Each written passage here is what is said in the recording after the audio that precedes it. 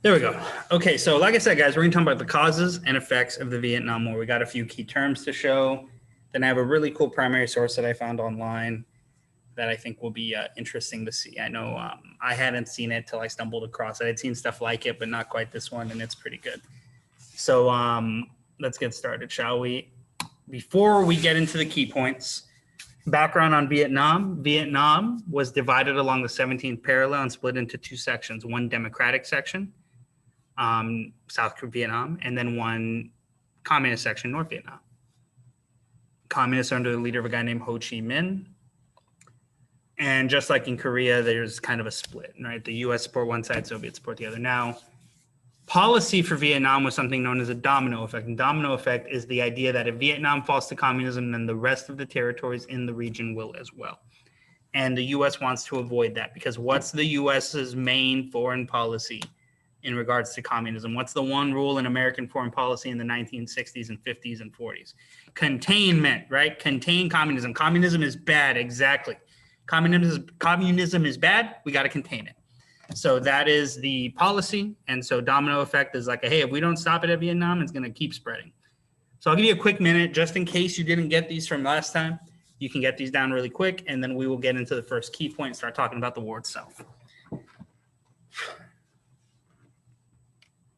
And throughout this, guys, if you have any questions, just ask them in the chat. If you want to send them private, public, doesn't matter to me, and I will do my best to answer them.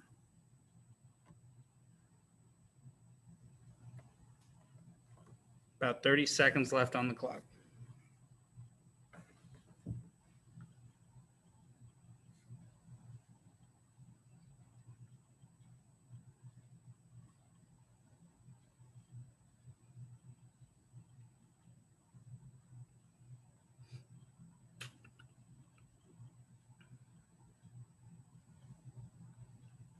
About 10 seconds.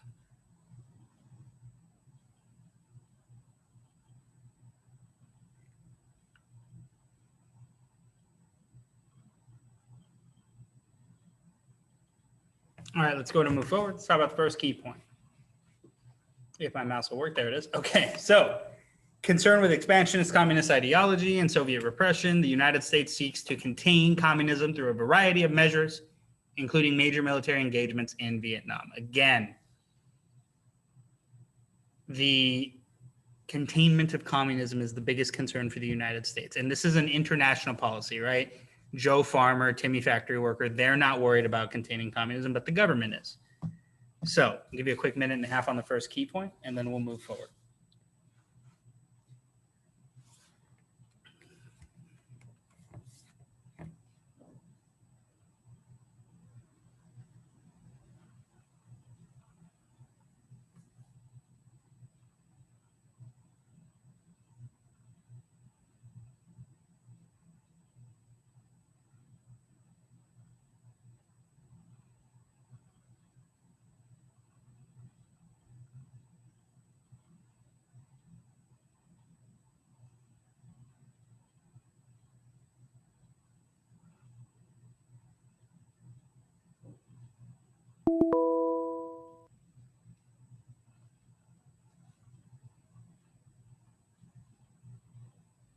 About 30 seconds.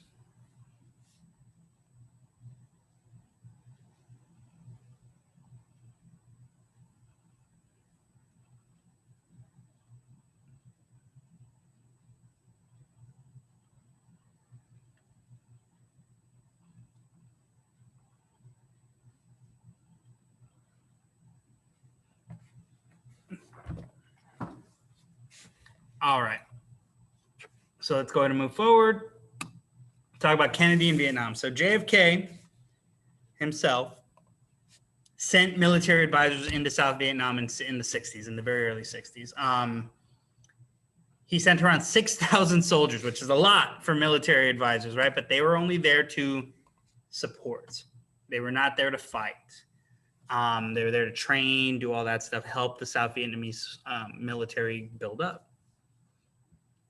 In 1963, however, Kennedy caught a bullet, was assassinated, and his vice president, Lyndon B. Johnson, takes over the presidency just as the situation in Vietnam deteriorates and gets really bad. And we'll talk about how the situation gets bad in a second. But I want to give you a quick minute and a half to kind of talk about Kennedy's role in Vietnam. Yeah, that is one way to put it. He caught a bullet with his head. Yes. Sorry, I do that sometimes. Assassinations, like caught a bullet, lost his head. Like I do stuff like that. Sorry if that seems ridiculous to y'all. That's how I do it. I don't know. Got to have a little fun with history, guys. It can get pretty grim out there. We're gonna get pretty grim today. My sad wall hacks.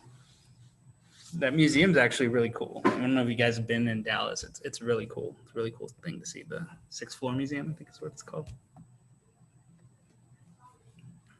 About 45 seconds. Yeah, but it is pretty cool, right? Yeah. I liked going. I went there 2 years ago, I think, and I really enjoyed it. I had never been.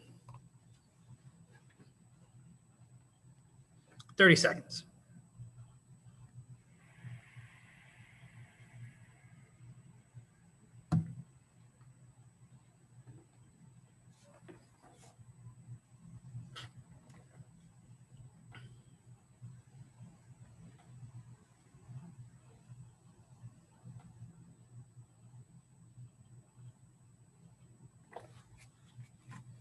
All right, let's go to move forward.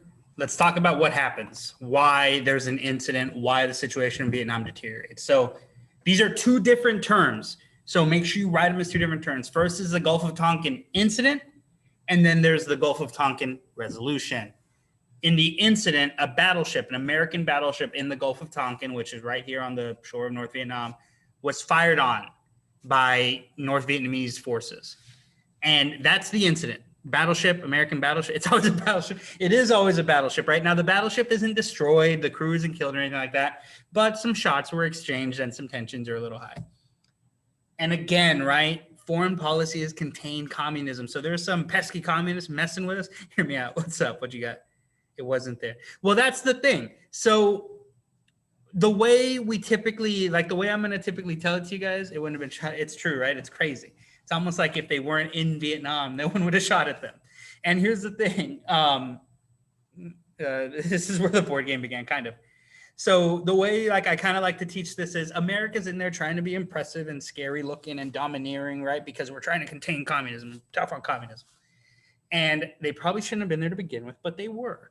And people will even argue whether or not shots were actually fired at it. People think sometimes that it was all made up just to be an excuse. Wouldn't go that far. I'm pretty sure shots were exchanged because like you guys pointed out, right? Hey, what if you're just not there at all? No one will shoot at you.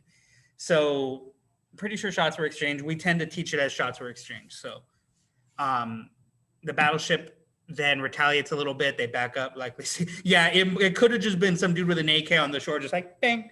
Like it but shots were because that's funny. But anyways, so there's an issue now, right? American forces are under threat and under fire. And President Johnson uses this, and he's going to forever change American military policy in the United States. That was a mouthful, but here's what he's going to do. He's going to get Congress to pass something called the Gulf of Tonkin Resolution. And that gives the president power to protect American interests in the region without a declaration of war. Release the Kraken. So the U.S. is not going to declare war on Vietnam, but the president is now going to have the power and permission from Congress to use the military without declaring war. So he's going to fight a war without a war being declared. Does that make sense? You see the issue there? You see how that's giving the president a little too much power? And presidents have kind of used that ever since to varying degrees of, well, I can kind of fight a little war. It's not a real war, but it's a little war, and I can fight it without permission. They've used that ever since. It's how like, and not to say that good things don't come from that, right? Like that's how bin Laden was killed, because the president can just go, yeah, do that. Let's go kill that guy, right? Like he can do that to the military now. And the reason he can is because of the Gulf of Tonkin resolution. It's the first step. It sets the precedent.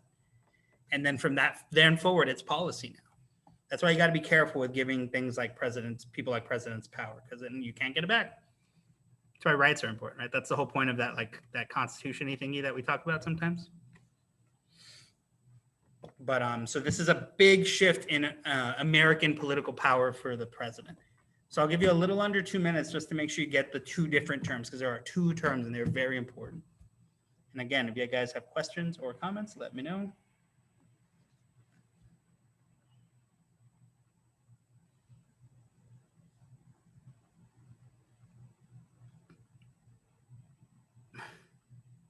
Yeah, exactly. Minorly important. Nah, it's pretty important.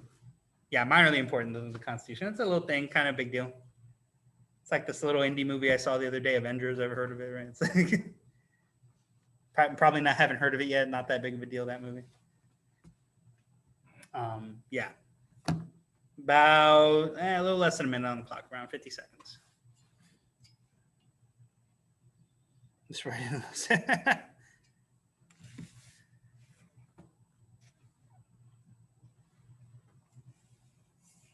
How much time we got? Yeah, about 40 seconds, a little less than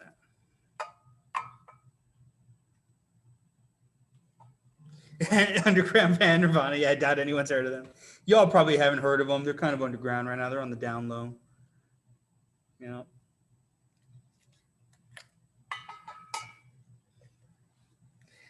About 30 seconds, guys. I mean, one of the Roman, that's a real dark joke, but I really enjoyed that.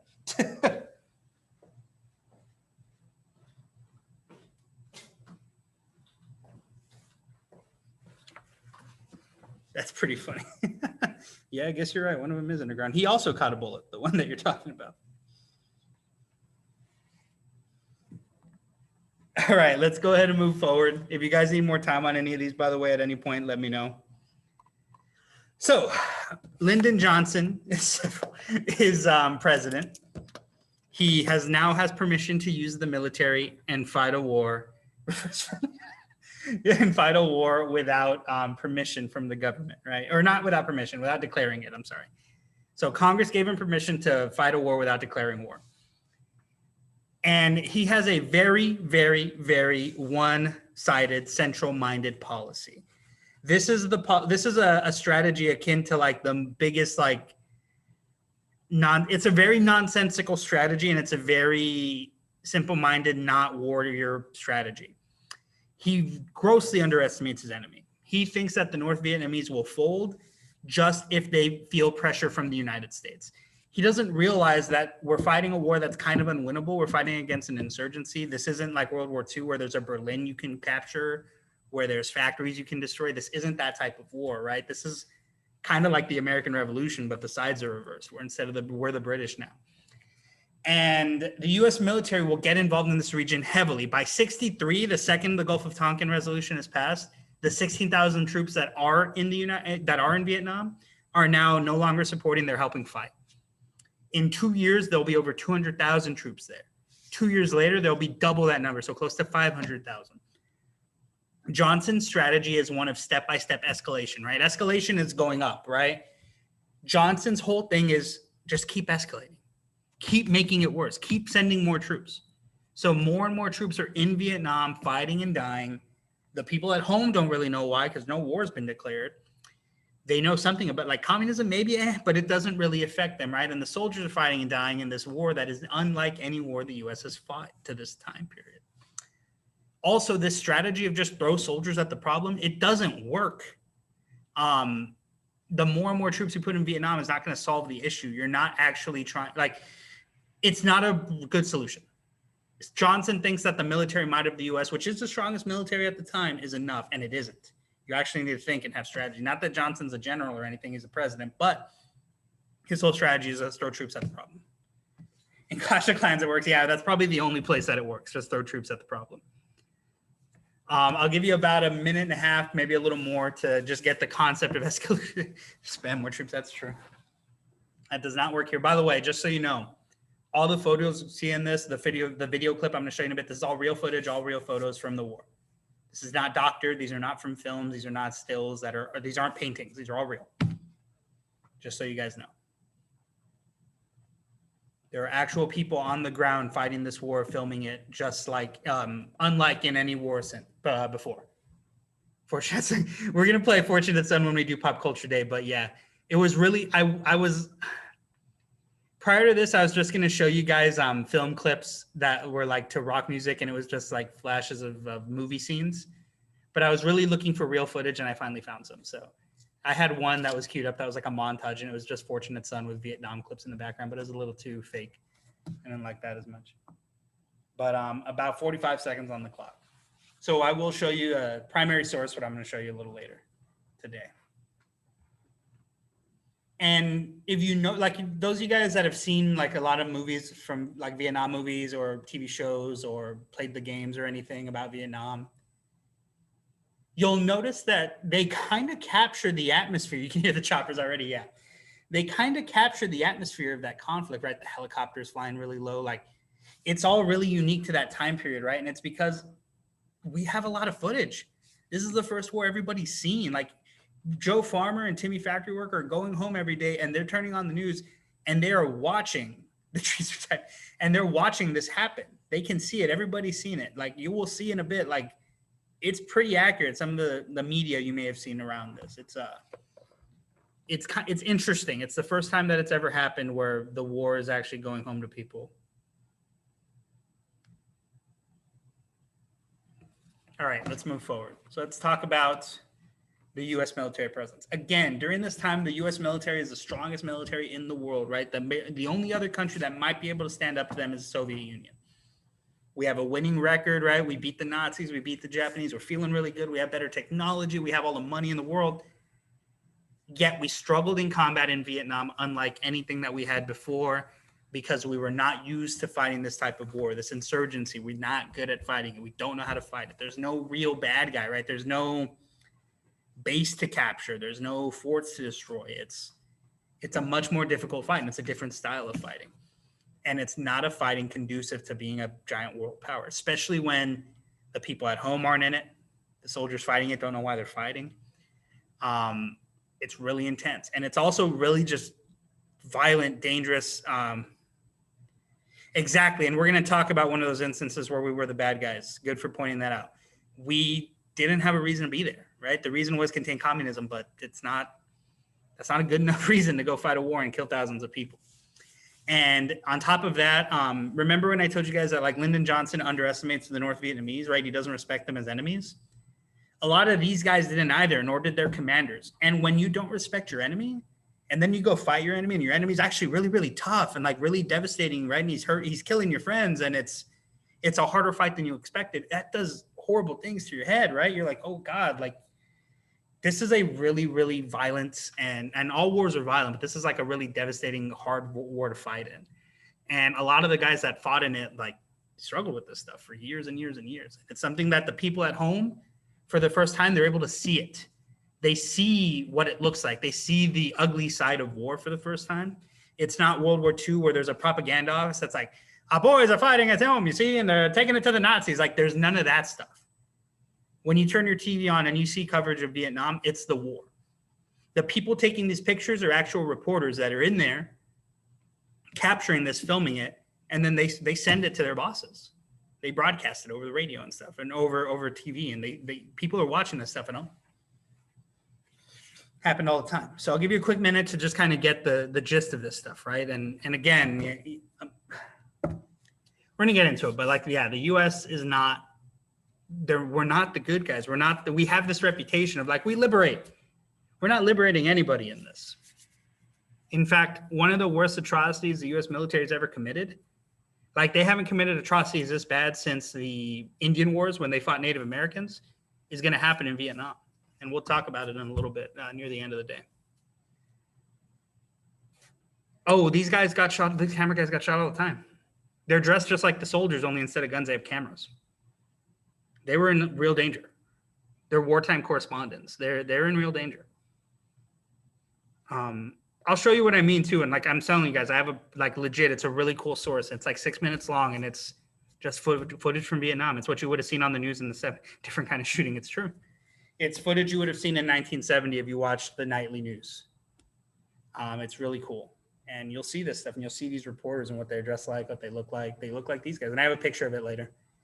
Any of you guys, maybe your parents know who Dan Rather is. He's a news anchor for like NBC or something like that a few years ago. I think he's retired now, but Dan Rather did this. He was a war correspondent during when he was younger, and then as an older man, he was like a news anchor, very famous news anchor.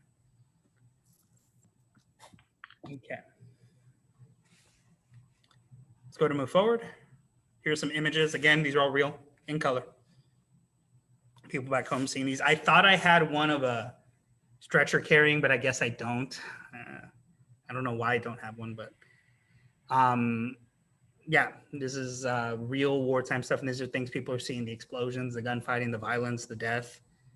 They do. It's really, again, looking back on it now, right? It's the Vietnam War has a very unique style to it. And it's a style that some of them did for photos, especially, and for footage, especially later in the war. So like, you can kind of tell from looking at these that a lot of these are late war stuff. The magazines are kind of, not the magazines, where is it? You can see it on the pack here somewhere. Some of like the radio equipment that they have, the fact that they're all really, really, like, some of them are really, really well armored and some of them are not. You can see who's been there longer. Like these guys that are wearing like no packs and stuff, they've been in Vietnam the longest, and they know what they need and what they don't need to carry. No, that is not true. It is not to look cool. It was definitely for political reasons, but it did look cool, and it's very unique. The helicopters, right, flying really low to the ground, real dangerous stuff. Flight of the Valkyries type stuff, like from the movie Apocalypse Now. This is all stuff that, like, pop culture has copied this, by the way. The look of this war, the feel of it, the helicopters and things like that for years. So like, the best example I have that's very clear cut, that if you've seen the movie will make sense now looking at these photos, is is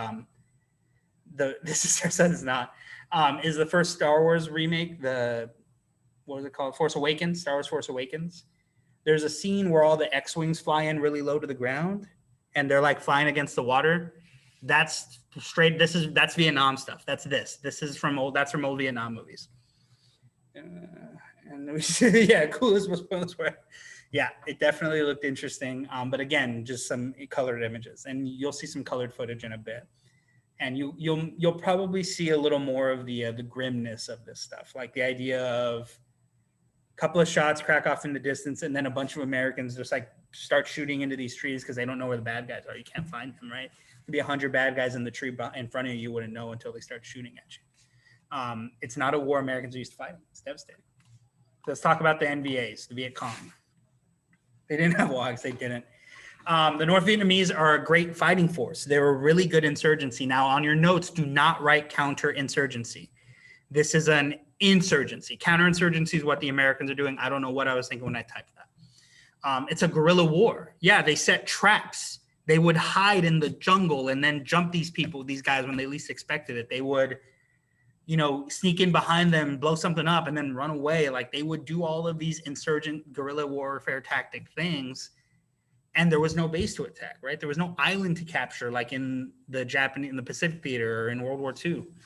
And Americans are dying by the thousands for reasons that are very vague, right? You guys are already catching on to this. It's reasons that they don't know why. Farmer Joe, sitting at home, worried about his son fighting in Vietnam, does not know why his son is over there. It's nothing that affects them, right? It's nothing that affects the son. It's nothing that affects Americans at home. There's this like dread sense almost.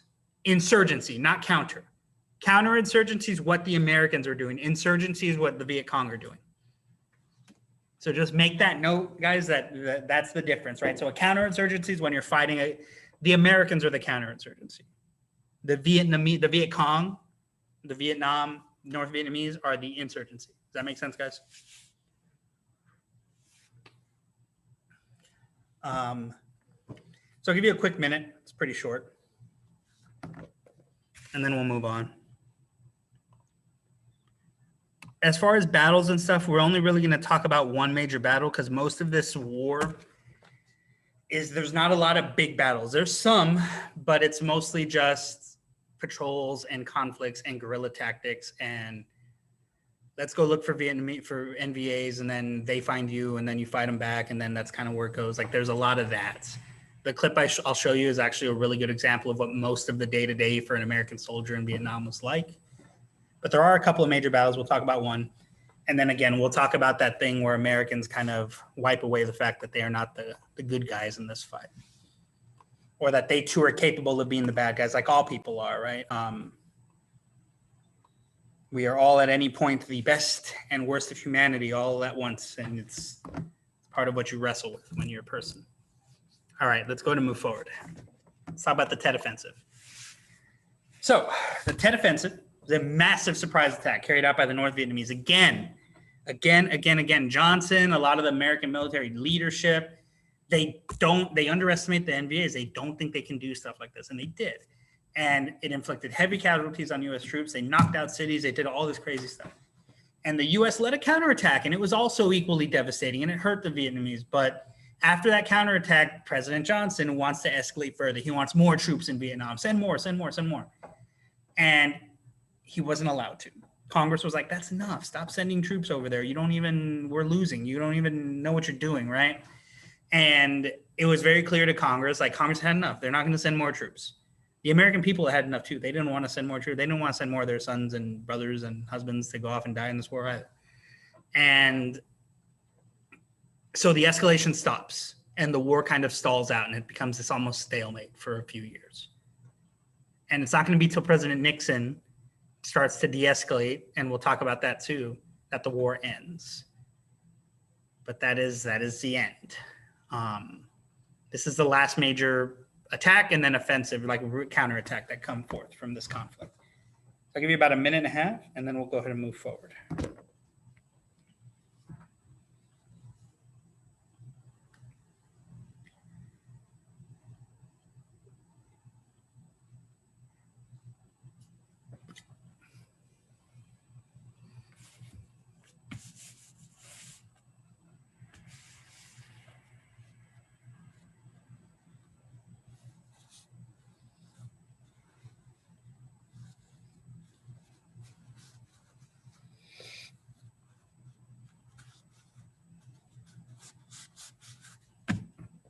About a little less than a minute left on the clock. We're going to talk about the My Lai massacre, or My Lai massacre is how you say it. My Lai massacre, I think. I'm bad with pronouncing stuff.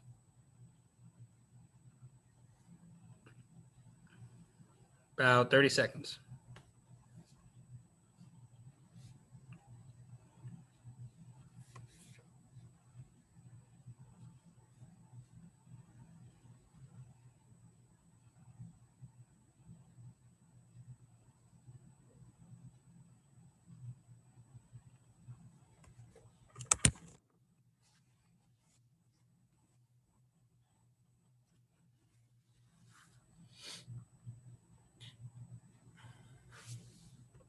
All right, let's go to move forward.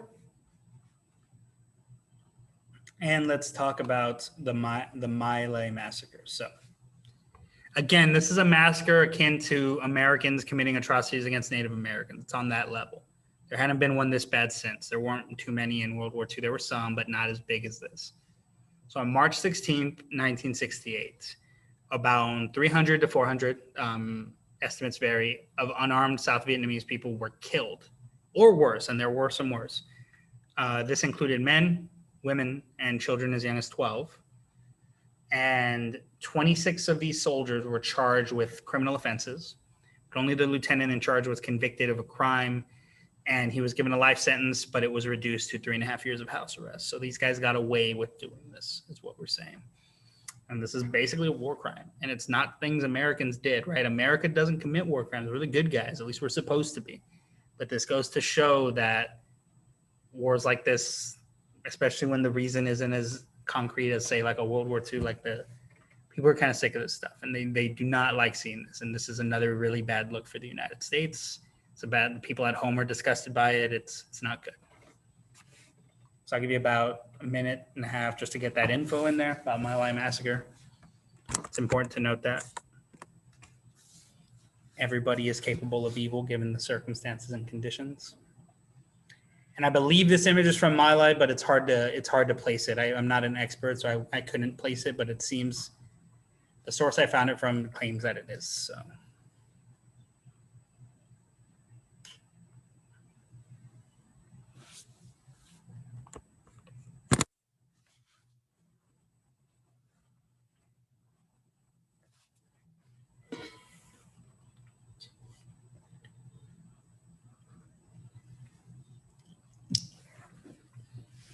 About 45 seconds.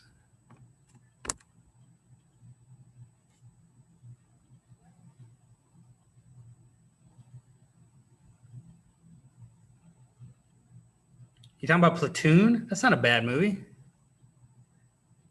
You're talking about Platoon. One, that's a really good movie, and two, Platoon is a Vietnam movie. If you say Platoon's a bad movie, Diego, that's like one of the worst movie takes I've ever heard in my life. That's like a classic, that movie.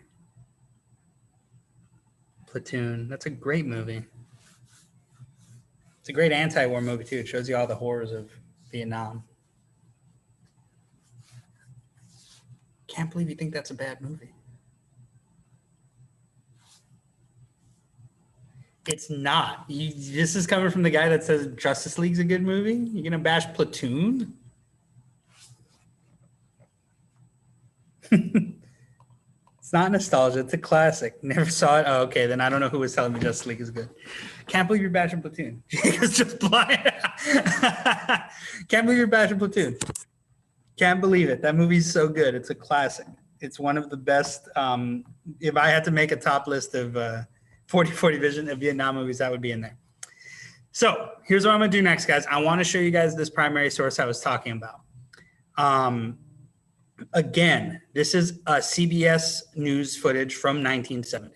So this is something you would have seen on the TV, on the news in 1970. It's a primary source. The guy's actually there and watching. All right, guys, focus up, focus up, focus up. We can talk about Diego's bad movie takes later. So this is what I'm going to show you guys next. If you can't hear it or if something's not showing right, let me know. It's about 5 minutes. Again, primary source. This is all real footage. It is not fake. It's not doctored. The voice you're going to hear is the reporter, and you'll see him at the end finish out what he's saying. This isn't live footage. It's recorded later. The voice is not live, but the footage is, and then you'll see him at the end kind of talking about it and closing it out.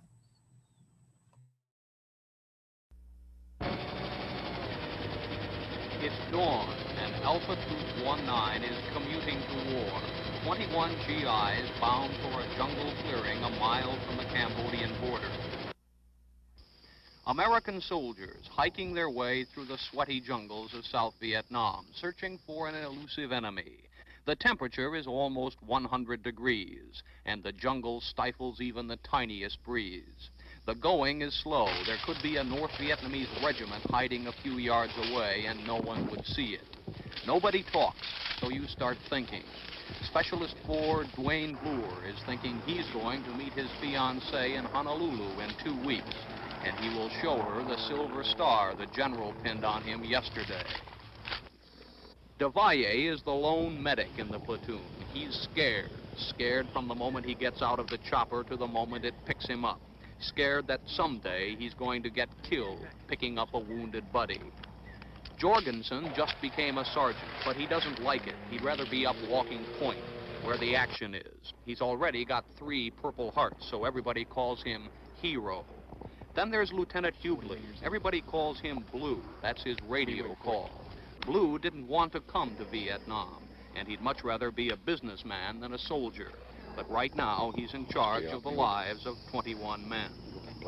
Somewhere in this jungle, there's several hundred North Vietnamese soldiers who could wipe out this little American unit to the last man in an unguarded moment. Today, though, it's quiet. A few bunkers uncovered, then a quick lunch, and back down the trail to the pickup zone. Just a peaceful walk in the sun.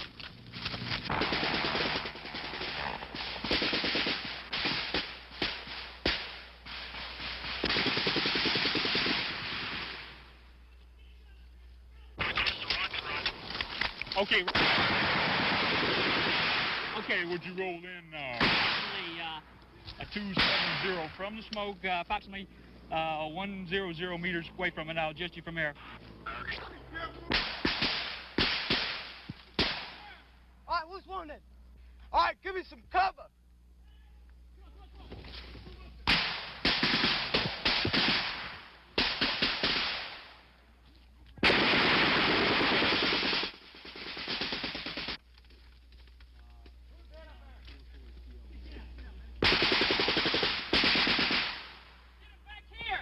If you can you move them? Can you move them? Okay, try to bring him back here. Remember to stop the bleeding. And Devalle, the medic, having survived another rescue mission, brings back his wounded man. Who is it? Who is it? Question spreads down the line.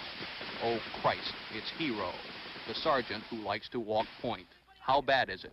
A couple of leg wounds. We were walking down the trail. Perimeter out here. I was walking point, and we noticed a side trail. It was one of the side trails we came down. It had more use on it than when we first came down it. So I looked up and spotted it was an NVA. He had a green uniform, had an AK, and it was like a quick draw whole thing. I opened up in him. He opened up in me. Yeah, I'm afraid it works that way. But he's lying up there on the trail. Roger that. We haven't taken fire. I got hit in both legs. Pop smoke, 4-3. Pop a smoke over here. That's about it. Ed? Well, we've got 7 months in country now, 3 Purple Hearts. I don't need a 4th. The enemy soldier who shot Jorgensen cannot be found. He may have survived or dragged himself off to die. Most of the time, you never really know. The problem now is to get Hero out of here. So Blue calls in the medevac helicopter and sets up a perimeter to protect it. Hero has stopped making brave jokes now. The shock has worn off and the pain has begun. The helicopter hovers over the jungle, and in the midst of the firefight, his buddies put Hero on the rescue chopper, and he's pulled up 100 feet. 100 feet to a hospital bed and a one-way ticket out of the Vietnam War.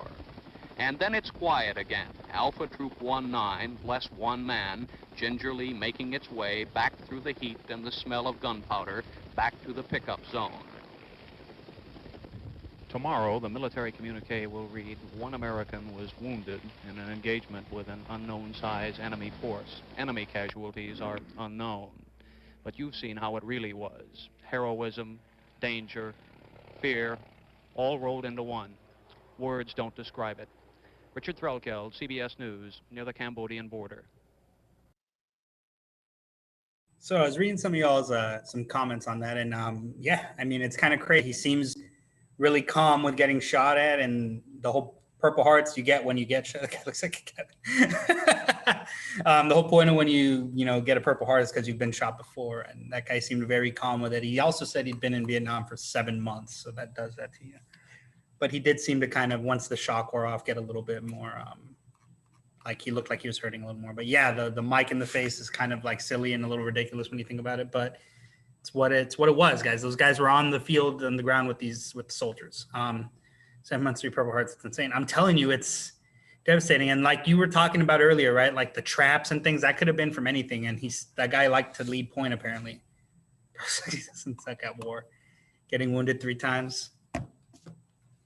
Okay, so I'll give you a quick minute and then we'll move on from key point 3. Americans debated the appropriate use of power of the executive branch in conducting foreign and military policy, mainly because people are scared about the fact that the president fought a war without having a declaration of war. Yeah, just dodge a bullet. Yeah, exactly. About a minute left on the clock.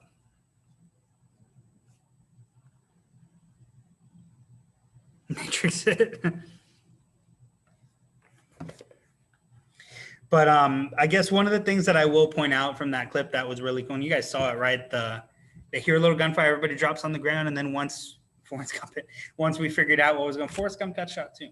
Once we figure out what's going on, everybody kind of unloads into the trees, and they're not sure where the bad guys are. They're like shooting out, and it's intense. And that's a lot of what the conflict was. What you saw with that patrol coming in, doing their patrol, and then flying back out. That's what Vietnam was for the day-to-day for the most part. Oh, yeah. Yeah, you can't imagine it. So many films capture that very well. The idea of like you're just walking around in the jungle looking for somebody that you can't see. Was it going ham? Yeah, he was. The M60, right? You see like you guys think the bullets thing is like a joke. That's how they used to carry them because it was easier than carrying the belts and the big tins and stuff they used to carry. That's what I mean by, well, but that's the thing though. Like if you notice all those guys in that news clip, they're not wearing like the big packs or the armor, or the big backpacks and stuff, right? They're carrying like very little stuff. the longer that a guy was in Vietnam fighting in the war, the more he was exposed to it, you notice in like the uniform and stuff, like the less equipment they carry because they know what they need to carry. They need their gun, they need their bullets, they need water. That's it. Does that make sense? And like it's 100 degrees out there, and for a lot of people, 100 degrees here in Texas, 100 degrees, you're like, that's not too bad. For a lot of those people, nah, that's a lot. That's intense. And it's the jungle, and there's bugs, and there's snakes, and there's traps, and there's Viet Cong everywhere, and it's scary. It's intense time. So yeah, everybody's tense, going ham. Yeah, machine gun does indeed go burr. So how does the war end? Guys, there's no armor. Like the way you're thinking armor, like Rainbow Six armor, like that's not a thing in the 70s. And not everybody has Kevlar. Some of them have flak vests. Like when you see them and they're wearing like what looks like a puffy like sweater vest, it's a flak vest, and that's for shrapnel. But flak vests don't stop bullets; they stop shrapnel. Not medieval armor. So yeah, when I say armor, I don't mean like I said armor. That's my fault. That's true. But yeah, they don't there's no body armor. Like it's not like now where you wear like when you see like a Navy SEAL or something and they're wearing like that what would you call it? The chest rigs, and they have plates in them. They have armored plates on those rigs. These guys didn't have that. Kevlar wasn't bulletproof vests weren't that thin. You weren't able to slide a metal, the armored plate into the plate carrier. That's what they're called, plate carriers. They didn't have those yet. That wasn't a thing. If you go to the buy station, yeah, they have to go to the buy station. So that's not a thing. At the very best for protection from things like that, it was a flak vest. And again, that's just for shrapnel. Those don't necessarily stop bullets the way that like modern body armor does. Get the Juggernaut suit. Yeah, that's what they needed. So let's talk about the end of the war, right? Who ends the war? Richard Nixon, our good old friend Richard Nixon. This is one of the more positive things he does is he slowly de-escalates the situation in Vietnam, trying to make it look like we did not lose. We don't want to look like we lost, but we lost and we need to get out of there. So he slowly removes troops periodically while still lending financial aid and support and munitions to South Vietnam so they can carry the war out. Nixon will be the one who ends the Vietnam War. So I'll give you about another minute and a half, and then we'll move on.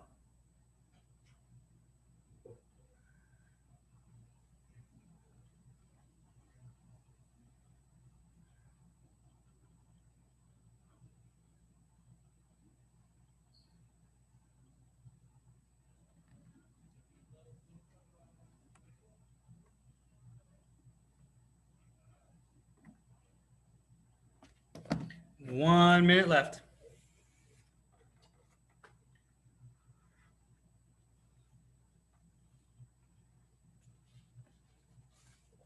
Well, it's not that they run.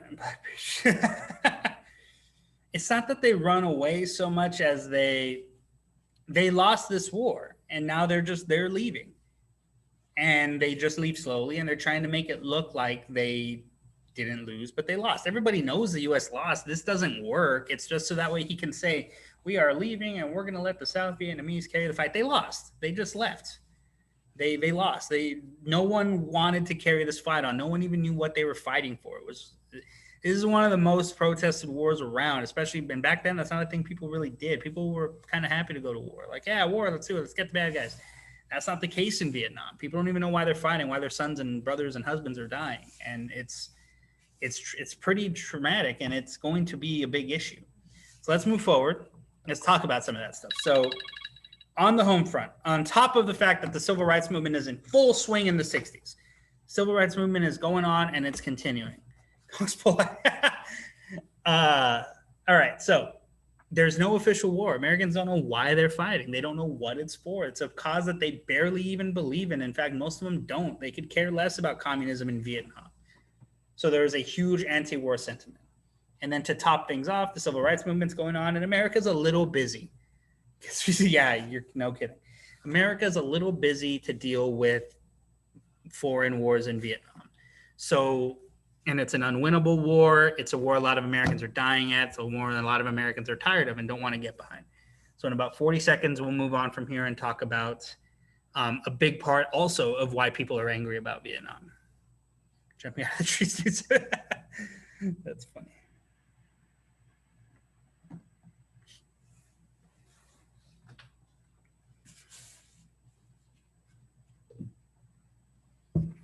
about 20 seconds and we'll move on. We'll talk about, we got one more slide to go and then we'll do our exit ticket.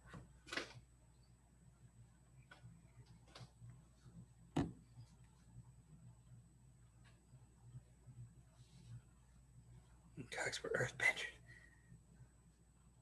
What? Nah, they just knew how to hide in the jungle. Maybe they were jungle benders. All right, let's move forward. All right. So let's talk about the credibility gap. They were campers. They were campers. I'll give you that. So the credibility gap, guys, this is a uniquely Vietnam scenario. At least Vietnam's the one that it first comes up in, but it does not go away. It's always a thing now. President Johnson spread misinformation about this war while it was happening, while he was escalating it to the people at home. He would tell people, and that reporter at the end of the clip kind of says it, right? Where he says like, the Army report will say that U.S. troops engaged the enemy, 1 U.S. soldier was wounded, and we don't know about the casualties, right? Like, they know the casualties, but they're going to say they don't know. So the reason I'm pointing that out is because this misinformation is going to be devastating for the president's reputation and for the government's people trusting the government. Because they're going to lie. They're going to say, oh, yeah, we killed a bunch of Vietnamese, or, yeah, no, Americans are okay. US UAVs, yeah, they did.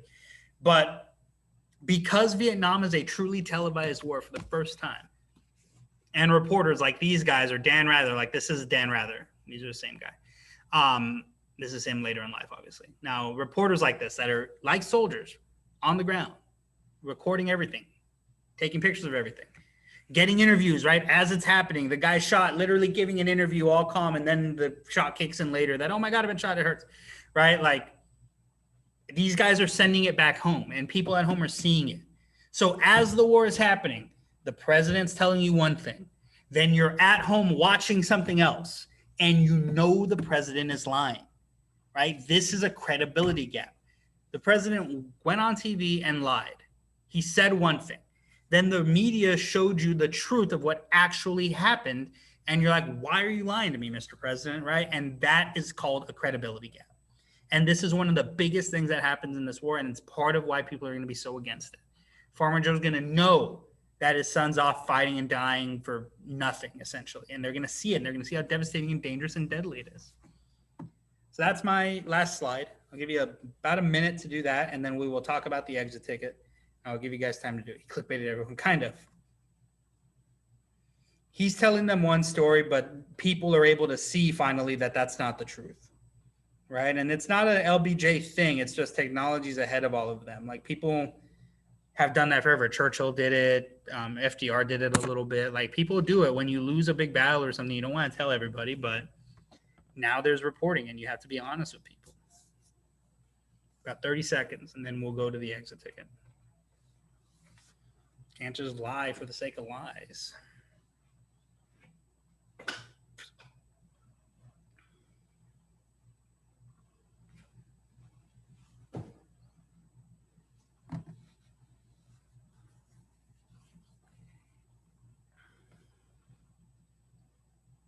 Yeah, it's fine, said the president. It's true. And the president would be like, yeah, we killed a bunch of them. It's fine. Our boys are doing great. No one's hurt. And then literally they'd watch on the news a bunch of Americans getting killed or getting carried out and be like, it's horrible. Look at what's going on. It's bad. Send us home. And I go, oh, that's not true. So that is Vietnam. Here's your exit ticket, Vietnam War. It's very short. You got to do one SAQ really short. Just how did the Vietnam War change Americans' perspective and why? Yeah, fake news. And then 4 quick multiple choice questions. Easy peasy, lemon squeezy. So stop recording.